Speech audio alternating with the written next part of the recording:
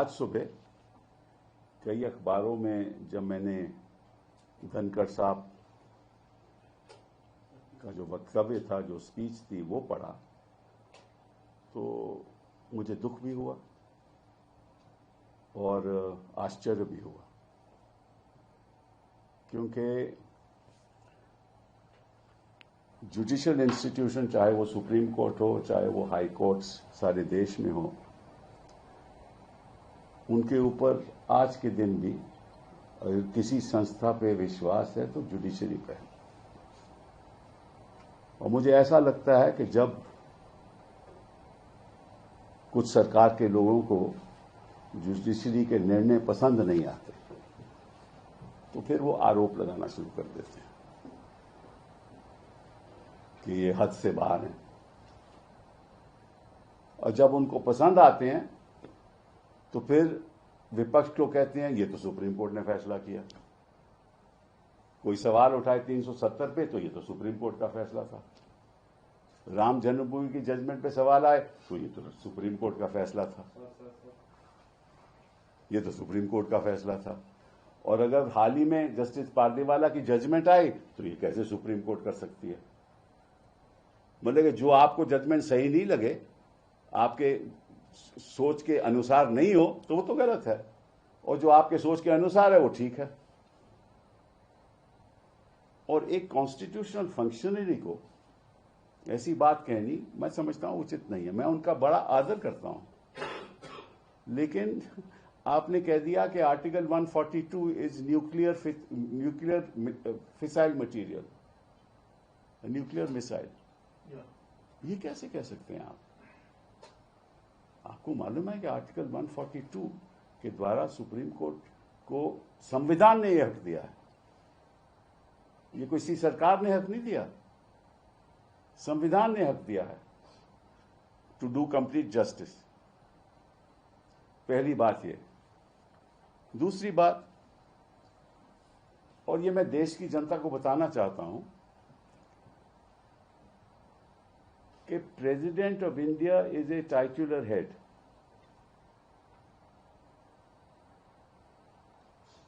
जब प्रेसिडेंट अपनी फंक्शंस करती हैं, वो कैबिनेट की एडवाइस के अनुसार करते हैं। The president acts on the aid and advice of the council of ministers.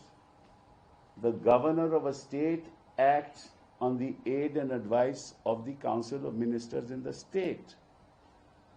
कि अगर कोई विधेयक पारित होता है तो गवर्नर के पास जाता है। गवर्नर, संविधान ने हक दिया है, गवर्नर कमेंट्स करके वापस भेज सकता है विधेयक को, और फिर अगर दोबारा पास कर दे लेजिस्लेचर, असेंबली पास कर दे, तो गवर्नर को साइन करना पड़ता है। ये संविधान कहती है। गवर्नर यह भी कर सकता है कि कोई विधेयक को वो प्रेसिडेंट को भेज दे अपने कमेंट्स के साथ कि मुझे ये सही नहीं लगता, और प्रेसिडेंट अपने व्यक्तिगत अनुसार कुछ नहीं करती। President acts on the aid and advice of the council of ministers. वो बात सरकार, केंद्र सरकार पे जाती है, केंद्र सरकार के काउंसिल ऑफ मिनिस्टर्स पे जाती है। वो एडवाइस करते हैं प्रेसिडेंट को कि क्या करना है। ये प्रेसिडेंट का कोई व्यक्तिगत हक नहीं है।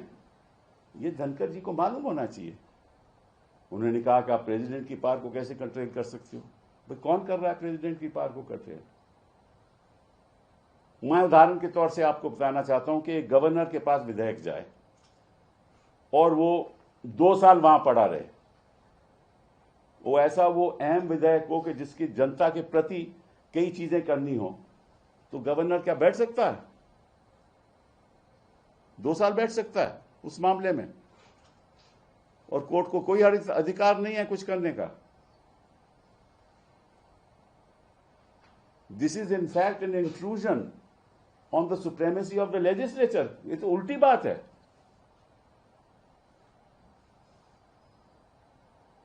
पार्लियामेंट अगर बिल पास करे, क्या प्रेसिडेंट उसमें बैठ सकते हैं कि मैं साइन नहीं करेंगे? और अगर साइन नहीं करें तो किसी को अधिकार है कि नहीं कि भैया ये ऐसा अहम बिल है, कोई टेररिज्म पे बिल पास हो या किसी और चीज पे बिल पास हो, प्रेसिडेंट ये तो नहीं कह सकता मैं साइन नहीं करते। हाँ, कमेंट्स लेके वापस भेज सकते हैं, दोबारा पास हो, president has to sign. That ये तो संविधान की परंपरा है, ये अदालतों ने डिसाइड कर लिया है ऑलरेडी। तो मुझे इस बात का आश्चर्य है कि कभी तो बेगवाल जी जाकर कहते हैं कि हद में रहना चाहिए, कभी रिज्जू जी केरला में कहते हैं कि ये क्या हो रहा है, अगर हम भी करने लगे तो, और धनखड़ जी कहते हैं कि ये तो देखिए पुराने टाइम जब 8 जज थे सुप्रीम कोर्ट में तो 5 जज फैसला करते थे, मेजॉरिटी थी। अब तो इतने जज हैं, 2 ही जज से फैसला करें। भाई 2 ही जज फैसला करेंगे ना, सुप्रीम कोर्ट तो बेंचेस पे बैठेगा, या 3 जज या 2 जज या 5 जज या 7 जज या 9 जज या 11 जज, और एक बार 13 भी बैठे थे।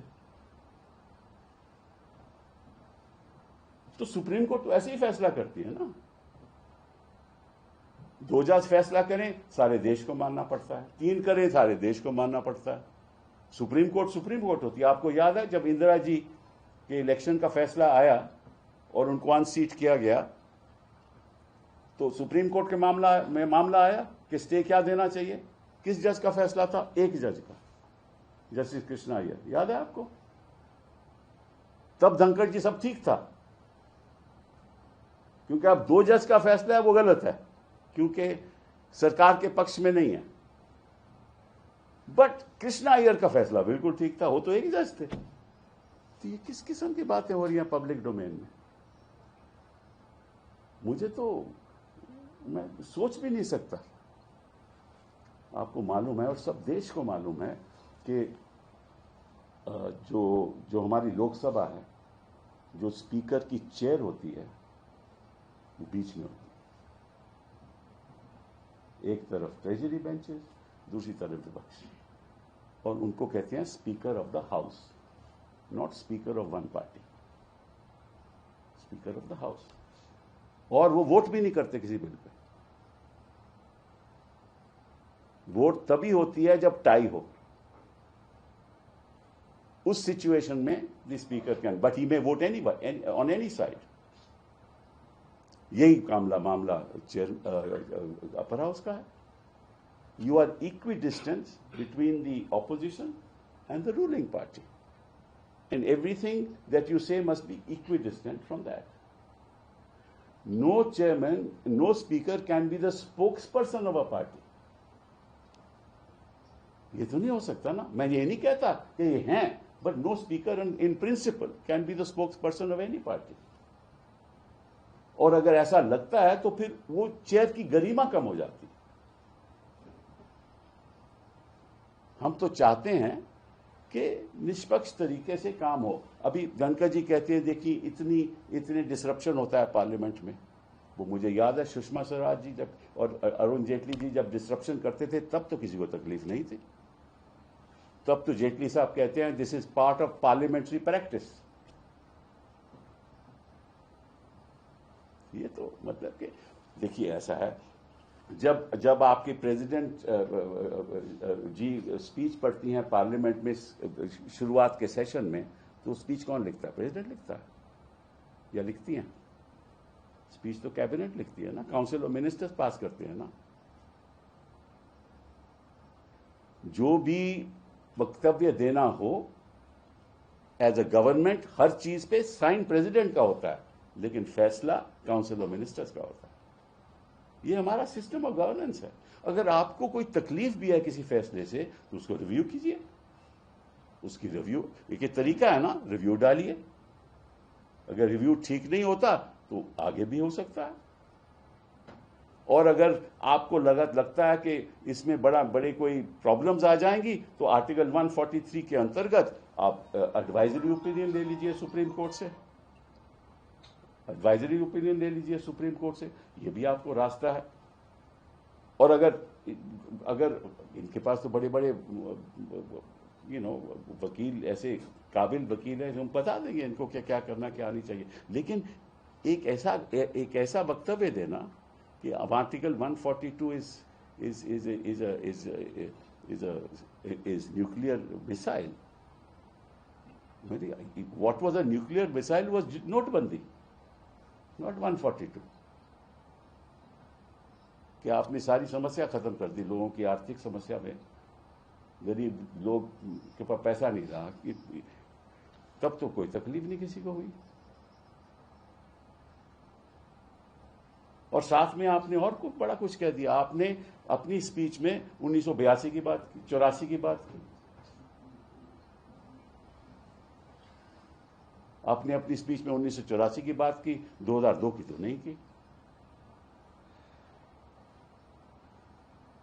आपने इमरजेंसी की बात की, जो कॉन्स्टिट्यूशनली डिक्लेयर्ड इमरजेंसी, जिसकी एडीएम जबलपुर ने जिसको अपहोल्ड किया। आपने अनडिक्लेयर्ड इमरजेंसी की तो बात ही नहीं की। ये भी तो इमरजेंसी चल रही है ना। आपने जिस तरह से संस्थाओं का कब्जा हो रहा है उसकी बात नहीं की। जिस तरह से एक पब्लिक, मतलब के बेचारे जो जज हैं वो तो बोल नहीं सकते ना, वो कैसे जवाब दें? वो भी जवाब नहीं दे सकते। तो आप ऐसे वक्तव्य दोगे, ऐसा लगेगा कि जुडिशरी को एक सबक सिखाया जा रहा है। ये उचित नहीं है, ये संवैधानिक भी नहीं है। फिर आपने एक और अजीब सी बात की। आपने कहा कि जो 14-15 मार्च को किसी जज के घर पे कुछ हुआ, तो उसके पास हमें सुप्रीम कोर्ट में से ऐसी खबर मिली है, यह आपने कहा। Reliable sources from supreme court के बताया गया। उसका एफआईआर क्यों नहीं हो रहा? अभी आप तय करोगे वो एफआईआर करना। वो भी एक 5 जजेस का फैसला है वीरास्वामी का कि एफआईआर तभी होगी जब chief justice of India sanction देगा। तो उस फैसले को नहीं आप मानते? अभी जो फैसले हो चुके हैं उनको मानते नहीं, जो क्योंकि आप सोचते हो कि वो गलत हैं, और जो आप सोचते हो सही हैं क्योंकि सरकार वो ऐसा चाहती है, तो वो सही है। और फिर आपने ये कहा कि उसके खिलाफ एफआईआर होनी चाहिए, और आज तक कोर्ट क्यों नहीं बताती कि क्या नहीं है? तो कोर्ट आपको बताएगी। ये कोर्ट का एक कर्तव्य है कि आपको जाकर चिट्ठी लिख के बताए कि ये हो रहा है। कोर्ट फैसला करेगी और हम कोर्ट के लिए खड़े हुए हैं। कोर्ट को तथ्य तक पहुंचता है कि किसने साजिश की, किसने नहीं की। और आपको अगर कोई खबर है तो बताइए जनता को, और ये भी बताइए कि किसने आपको खबर दी। ना कोर्ट आपके काम में दखल अंदाज कर सकता है, ना आप कोर्ट के काम में दखल अंदाज कर सकते हैं।